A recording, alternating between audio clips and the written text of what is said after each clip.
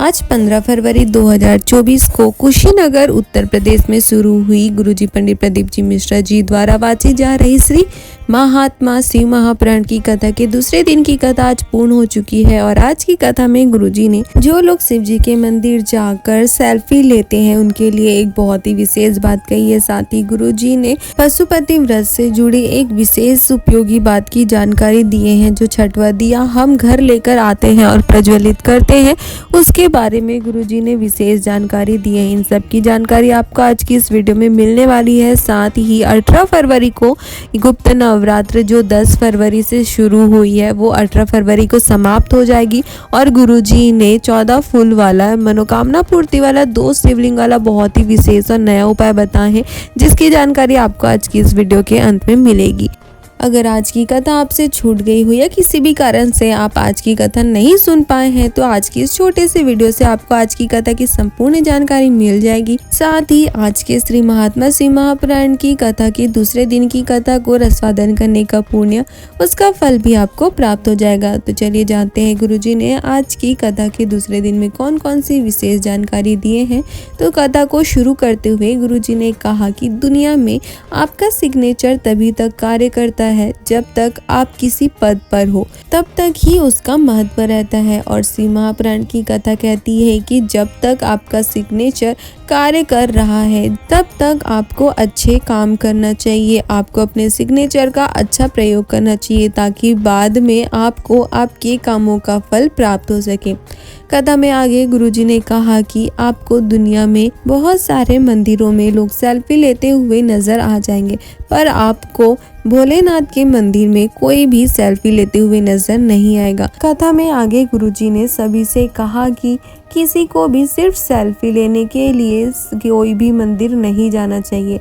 अगर आप मंदिर जा रहे हैं तो भगवान के श्रृंगार का दर्शन कीजिए, शिखर के दर्शन कीजिए, पर आपको कभी भी शिव जी के शिवलिंग के साथ सेल्फी नहीं लेना चाहिए। गुरुजी ने कहा कि आप शिव जी के मंदिर जाओ या कोई भी मंदिर जाओ, आप वहां जाकर शिव जी का दर्शन करो, भगवान का दर्शन करो, उनके श्रृंगार का दर्शन करो, उनके नेत्रों का दर्शन करो, उनके चरणों का दर्शन करो, पर आपको कभी भी उनके साथ सेल्फी नहीं लेना चाहिए। इस बात का आप विशेष स्मरण रखें। कथा को आगे बढ़ाते हुए गुरुजी ने कहा कि हम आपको जो नियम बताते हैं, दूर्वा चढ़ाने का तरीका, बेलपत्र चढ़ाने का तरीका बताते हैं, समी पत्र चढ़ाने का तरीका बताते हैं, शिव जी पर जल चढ़ाने का तरीका बताते हैं, फूल चढ़ाने का तरीका बताते हैं, शिव जी पर चढ़े जल का आचमन करने का तरीका बताते हैं। यह हम अपने मन से नहीं बताते। गुरुजी ने कहा कि ये सारी जानकारी जो आपको इस व्यासपीठ से दी जाती है वो आपको शिव महापुराण में गीता प्रेस की जो शिव महापुराण की पुस्तक आती है उसमें आपको देखने को मिल जाएगी, पढ़ने को मिल जाएगी। कथा में आगे गुरुजी ने कहा कि कई लोग कहते हैं कि शिव महापुराण की कथा में कहीं पर भी श्री शिवाय नमस्तुभ्यं मंत्र नहीं है।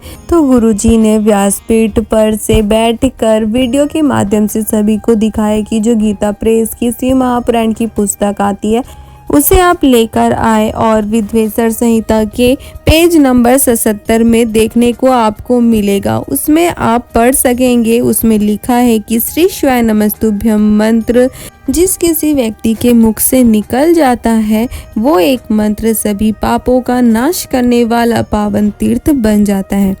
कथा में आगे गुरुजी ने कहा कि कई लोग कहते हैं कि गुरुजी हम अनाथ हैं। गुरुजी ने कहा कि जो लोग ऐसा कहते हैं वो सबसे बड़े मूर्ख लोग हैं।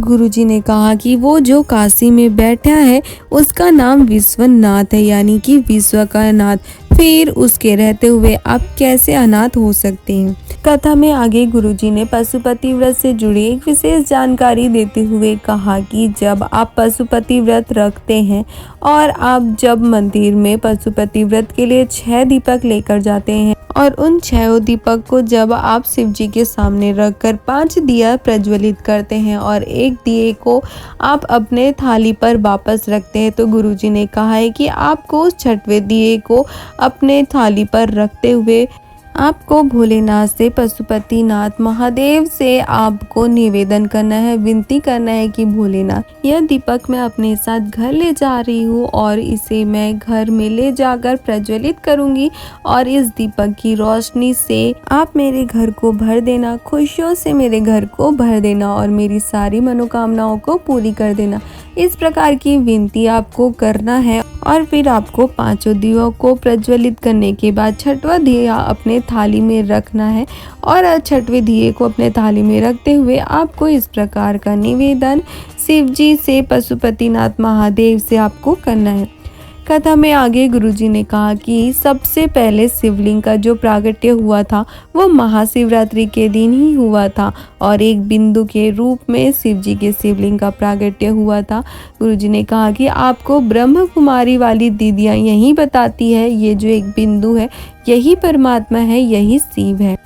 कथा में आगे गुरुजी ने कहा कि शिव महापुराण की कथा वर्णन करती है कि महादेव ने माता पार्वती को झूठ पकड़ने के लिए कुछ लक्षण बताए हैं, झूठ को पहचानने के लिए कुछ विशेष लक्षण बताए, जिसमें पहला लक्षण है कि झूठ बोलने वाला व्यक्ति कभी भी आपसे आंखें मिला नहीं पाता है। वो जब भी आपसे बात करेगा, कोई झूठ बोलेगा तो वो अपनी आंखों की ज्योति को बार बार एक साइड यानी कि अपने सीधे हाथों की ओर देखने लगता है। तो ये है पहला लक्षण जो महादेव ने माता पार्वती को बताया। दूसरा जो झूठ पकड़ने का, झूठ पहचानने का तरीका महादेव ने जो माता पार्वती को बताया, महादेव ने कहा कि झूठ बोलने वाला व्यक्ति बार बार अपनी नाक को स्पर्श करता है, छूता है।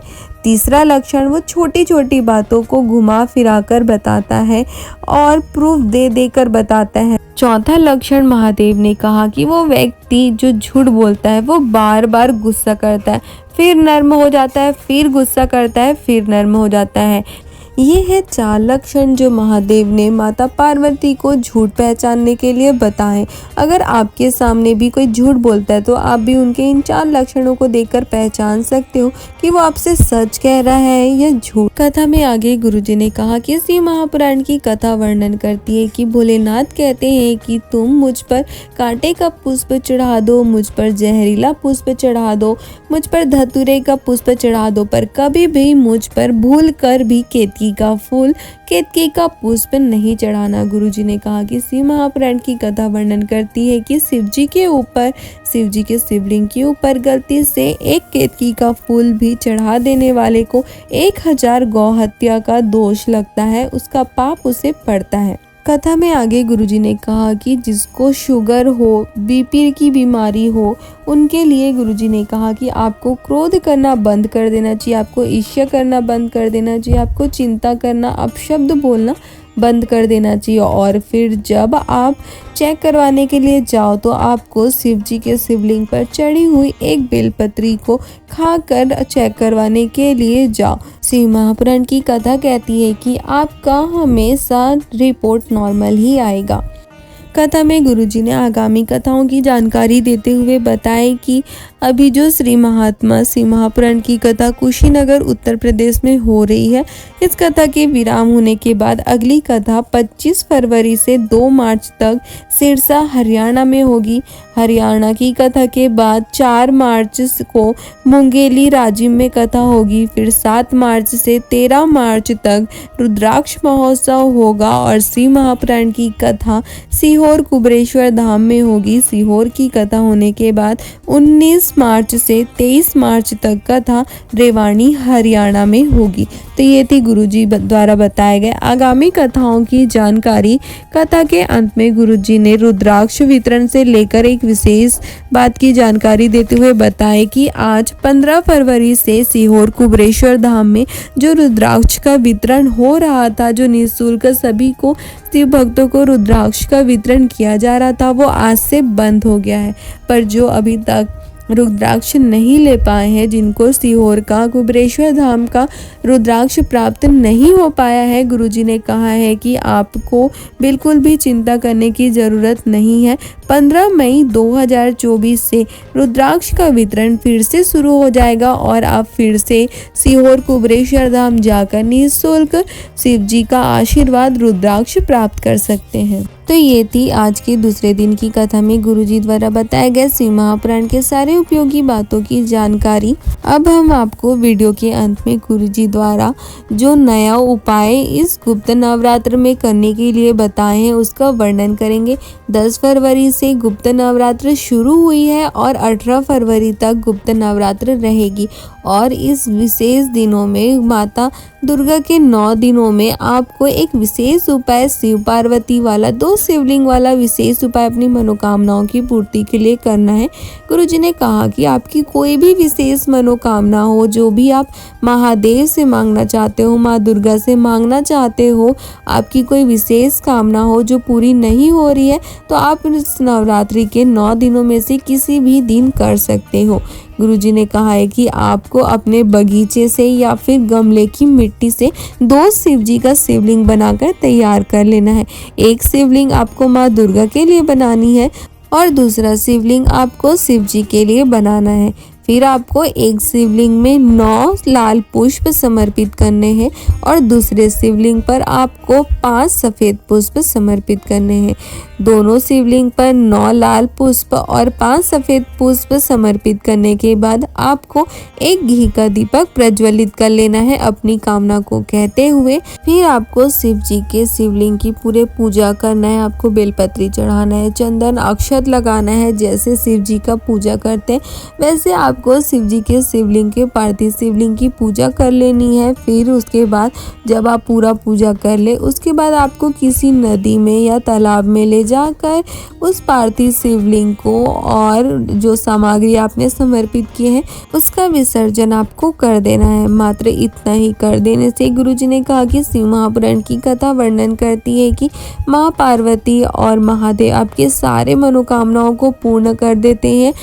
आपकी कोई भी विशेष मनोकामना हो, नौकरी प्राप्ति हो, घर बनाना चाहते हो, कर्जा मुक्ति हो या कोई भी विशेष मनोकामना हो, संतान प्राप्ति का जो आप महादेव से माँ दुर्गा से मांगना चाहते हो, तो आप इस विशेष उपाय को 18 फरवरी से पहले करके महादेव और माँ पार्वती का आशीर्वाद प्राप्त कर अपनी सारी मनोकामनाओं की पूर्ति कर सकते हैं।